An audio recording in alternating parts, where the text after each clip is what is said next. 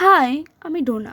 অনেক দিন পর আমার খুব আনন্দ হচ্ছে এইটা ভেবে যে আজ আমরা 3 বান্ধবী মিলে ঘুরতে যাচ্ছি। কোথায় যাচ্ছি সেটা বলার আগে চটপট করে রেডি হয়ে বেরিয়ে পড়লাম অটো ধরার উদ্দেশ্যে। আমরা দুজন মিলে পৌঁছালাম শালকিয়া থেকে। সেখান থেকে আরেকজনকে নিয়ে যাচ্ছি হচ্ছে কোথায়, দাঁড়াও দাঁড়াও বলছি। এই দেখো চলে এসেছি বেলুড় মঠে। আমাদের বাড়ি থেকে বেলুড় মঠ খুব কাছে হওয়ার সুবাদে যখন খুশি চলে আসা যায় এই শান্ত সবুজ পরিবেশে। গেট থেকে ঢুকতেই এত পাখির ডাক শুনে খুব ভালো লাগছিল, কারণ এখন তো এত পাখির ডাক শোনাই যায় না, তাই না?